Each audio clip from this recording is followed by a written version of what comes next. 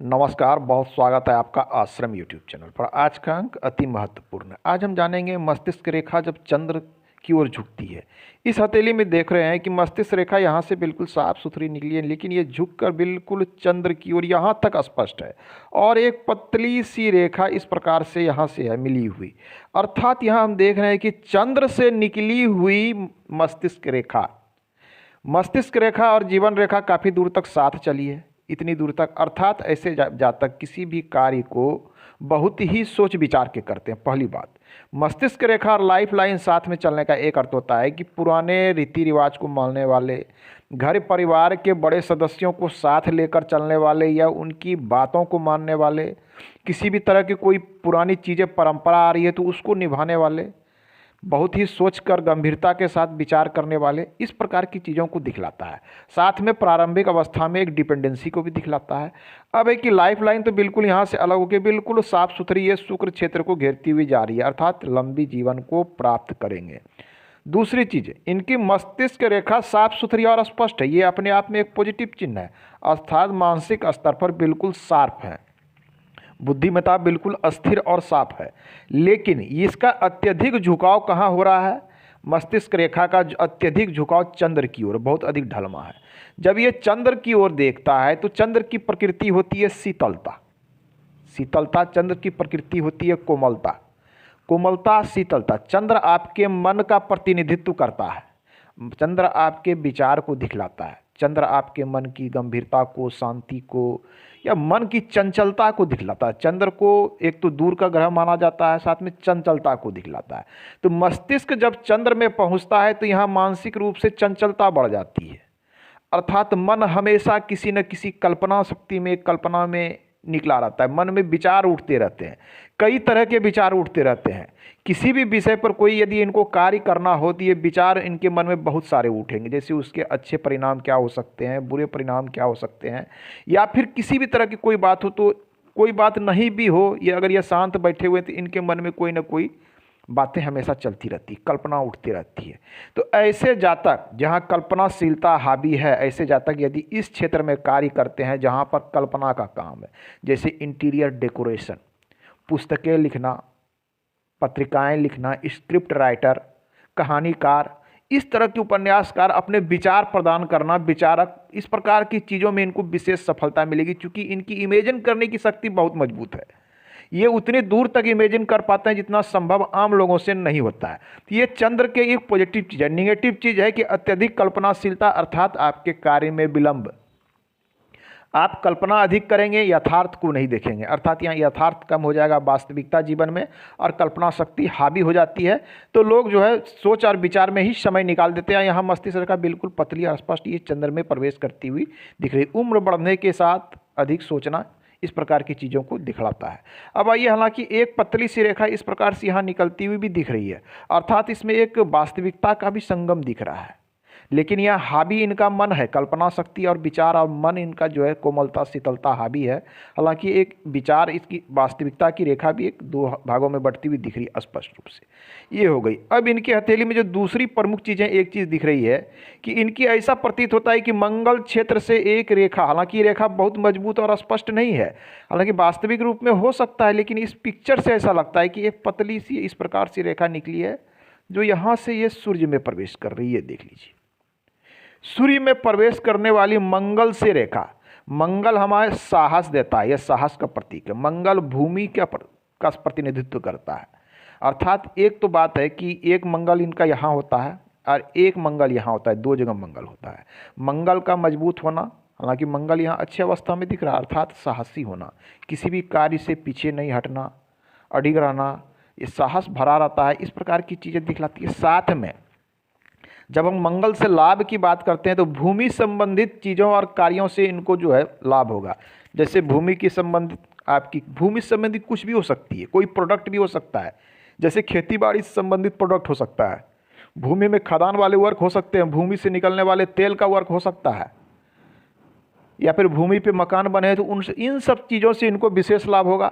साथ में यहाँ से निकला तो इन चीज़ों से इनको यश और मान सम्मान भी प्राप्त होने की स्थिति होगी, मतलब लोग इनको इसी स्थिति पर जानेंगे। अब है कि ये इनका एक है कि शायद ये कंपटीशन वगैरह की तैयारी कर रही ये महिला की हथेली है, तो इनको अधिक चांस है कि यदि ये एडमिनिस्ट्रेशन क्षेत्र में चले जाए, पुलिस के क्षेत्र में चले जाए, एडमिनिस्ट्रेशन क्षेत्र में यदि ये चले जाते हैं, प्रशासनिक क्षेत्र में, तो ये अच्छे प्रशासक साबित होंगे। इनको लोग दूर दूर तक जाने की, इनकी यश मान कीर्ति भी इस कारण से बढ़ेगी। तो ये अपने आप में एक पॉजिटिव चिन्ह है। सूर्य रेखा यहाँ पर एक इस प्रकार से स्पष्ट दिख रही है, ये यहाँ से विद्या रेखा है और ये रेखा यहाँ से आके इस रेखा में मिलती हुई सी दिख रही है। हथेली में विद्या रेखा का होना अपने आप में एक विशिष्टता दिखलाती है कि ऐसे जातक के पास विशिष्ट प्रकार की सोच और विद्या होती है। किसी एक क्षेत्र में खास विद्या हो सकती है, जिस भी क्षेत्र में इनको मन लगता हो, इसके गुण, इस प्रकार की कुछ विद्याएं हैं, गुण हैं इनके हथेली में। हालांकि सूर्य की स्थिति मजबूत नहीं है, ये भी महत्वपूर्ण चीज़ होता है कि आपको नाम और यश प्रतिष्ठा उसी समय मिलती है जब सूर्य की स्थिति मजबूत होती है। तो सूर्य की स्थिति थोड़ी कमज़ोर है, तो यहाँ आपको मान प्रतिष्ठा पद में शुभ स्थिति में थोड़ी कमी लाएगी। क्योंकि सूर्य मजबूत है तो सब कुछ 100% परिणाम आपको मिलने वाले हैं, लेकिन इसमें कमजोरी आने का मतलब होता है शुभ चीज़ों में कमी आ जाती है। तो सूर्य से संबंधित उपाय कर लें। गवर्नमेंट सेक्टर से लाभ यदि लेना है तो सूर्य का मजबूत होना अति आवश्यक माना जाता है आपको सामुद्रिक शास्त्र और ज्योतिषी शास्त्र के अनुसार। आइए बात कर ले इनकी भाग्य रेखा के विषय में। तो भाग्य रेखा की स्थिति यहाँ दिख रही है, ऐसा लग रहा है कि जैसे यहाँ पर से हल्की, यहाँ से यहाँ तक बहुत ही लाइट है, अर्थात बहुत ही हल्की है। मतलब प्रारंभिक जीवन में भाग्य इनको जो है डिपेंडेंसी पर, माता पिता हो, भाई बहन हो, जिस पर हो, प्रारंभिक स्थिति डिपेंडेंसी पर। लेकिन इस उम्र से ये मस्तिष्क रेखा के बाद से भाग्य रेखा काफ़ी मजबूत स्थिति में और 2 भागों में है, शनि पे जाके 2 भागों में बट रही है, बिल्कुल स्पष्ट और क्लियर अवस्था में। देखिए, कोई भी रेखा पूर्ण फल तभी देती है जब वो क्लियर और स्पष्ट होती है। आधी अधूरी धुंधली रेखा आपको कभी पूर्ण और स्पष्ट फल नहीं देती है। ये थोड़ा सा मैं इसे जूम कर लेता हूँ तो स्थितियाँ स्पष्ट होगी कि ये रेखाएं है किस प्रकार की। देखिए, यहाँ से यहाँ तक ये लाइट है, मतलब इस उम्र में भाग्य अधिक सपोर्ट नहीं करेगा या आर्थिक स्थिति इतनी मजबूत नहीं रहेगी। लेकिन इस उम्र में, उम्र की गणना करें तो इस उम्र में शास्त्र के अनुसार लगभग 35 से 36 वर्ष माना जाता है इस उम्र में मस्तिष्क रेखा के आसपास जहां भाग्य रेखा काटती है। हालांकि ये हाथों की हथेली की बनावट के अनुसार परिवर्तित भी होते हैं, इसे आपको समझना होगा। तो यहाँ पर के बाद से बिल्कुल साफ सुथरी स्पष्ट ये शनि पर गई, अर्थात जीवन में धन का फ्लो इस उम्र के बाद से अच्छा रहेगा। साथ में ये 2 भागों में बढ़ती, एक गुरु की ओर देख रहा है, एक से अधिक स्रोत को भी दिखलाता है। 2 भागों में बंटना मतलब धन का स्रोत एक से अधिक हो सकता है। गुरु की ओर देखना अर्थात अध्यात्म से विशेष अभिरुचि को ये दिखलाता है। शनि हमारे कर्म का क्षेत्र है, शनि को ज्ञान का भी क्षेत्र कहा जाता है, शनि भाग्य का भी क्षेत्र है, धन का भी क्षेत्र है। और राहु से निकलने वाली, चूंकि मध्य से निकल रही है, था ये माना जाएगा कि राहु से निकलने वाली ये रेखा है, तो ये आपको अच्छी सफलता और अचानक से भी सफलता देता है। मस्तिष्क से निकलना अर्थात आपकी मानसिक शक्ति से आप जो है अपने मन के ऊर्जा से, मन की शक्ति से, मतलब अपनी बुद्धिमत्ता से धन को अर्जन कीजिएगा। इस प्रकार की चीज़ों को ये स्पष्ट रूप से बता रहा है। आइए हथेली में हम कुछ धन की स्थिति देखने का प्रयास करते हैं। एक तो हो गई कि इनको धन और विशेष सफलता, इनकी अपनी सोच से ही इनको विशेष सफलता यहाँ धन के क्षेत्र में मिलने वाली है। अंगुलियों की स्थिति, अंगुलियों की स्थिति बिल्कुल अच्छी है। जब आप हमारी अंगुलियों की स्थिति, ये सब गैप यदि आपस में भरे हुए रहते हैं, छिद्र नहीं होता है, तो अपने आप में एक चीज़ दिखलाती है शास्त्र के अनुसार कि ऐसे जातक के पास धन स्टोर रहता है, मतलब धन को जमा करने में ऐसे जातक सक्षम होते हैं और जीवन में धन का फ्लो होते रहता है। हथेली नॉर्मल अवस्था में रखने में यहाँ छिद्र ना हो, अर्थात जीवन में धन का फ्लो रहेगा और धन भी स्टोर आपके पास रहेगा, ये तय माना जाता है। कनिष्ठिका उंगली पाइए, ये महत्वपूर्ण हो जाती है। कनिष्ठिका उंगली की लंबाई इनकी इस स्थिति तक है, इसके बराबर तक है, अर्थात ऐसे जातक जो कि जिस क्षेत्र में इन्हें मन लगता है काफ़ी परिश्रम भी करते हैं, परिश्रम होते हैं, लगनशील होते हैं। धन से धन को बनाने की कला, किसी भी बातों को अपनी बातों को लोगों के सामने रखना, लोगों को अपनी बात को समझाना, इन सब चीज़ों में इन्हें महारत हासिल होते हैं कि लोगों को किस प्रकार से कन्विंस किया जाए, किसी चीज़ को अच्छी तरह से विचार को किस प्रकार से रखा जाए। क्योंकि बुद्ध हमारे वाणी और वाक कला को दिखलाता है। अब बुद्ध जिसका अच्छा होता है, ऐसे जातक व्यवसाय में सफल हो जाते हैं क्योंकि उनको अपनी बातें समझाने की कला आती है। बुद्ध नए सोच को दिखलाता है, आप कितना नया कर सकते हैं, नए तरीके से सोच सकते हैं, विचार रख सकते हैं, बात कर सकते हैं।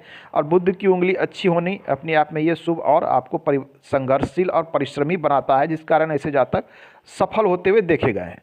आइए थोड़ी सी इनके अंगूठे की ओर हम ध्यान दे दें तो अंगूठे पर देखते हैं कि अति शुभ चिन्ह यहाँ पर देखिए यब का चिन्ह बन रहा है, बिल्कुल यहाँ यब का चिन्ह। हथेली के इस पर्व पे यव बनना अपने आप में शास्त्र के अनुसार अति शुभ माना गया है। अब दूसरा इस यहाँ पर भी देखिए इस प्रकार से लग रहा है कि यव का चिन्ह 1 और 2 बन रहा है, अर्थात जीवन में धन तो रहेगा ही रहेगा। अंगूठे पे यव यदि तीनों पर्व पे बन जाता है तो ऐसे जातक के पास लाइफ में जीवन भर धन रहने की संभावना नहीं रहती है। 2 भी बन गया तो अति शुभ माना जाता है, अर्थात जीवन में धन का फ्लो हमेशा रहेगा, धन संबंधी समस्या आपको खास करके बड़ी समस्या कभी नहीं आएगी। कुल मिला के हथेली की स्थिति अति शुभ है। मिलते हैं अगले अंक में। आज के अंक में इतना ही। धन्यवाद।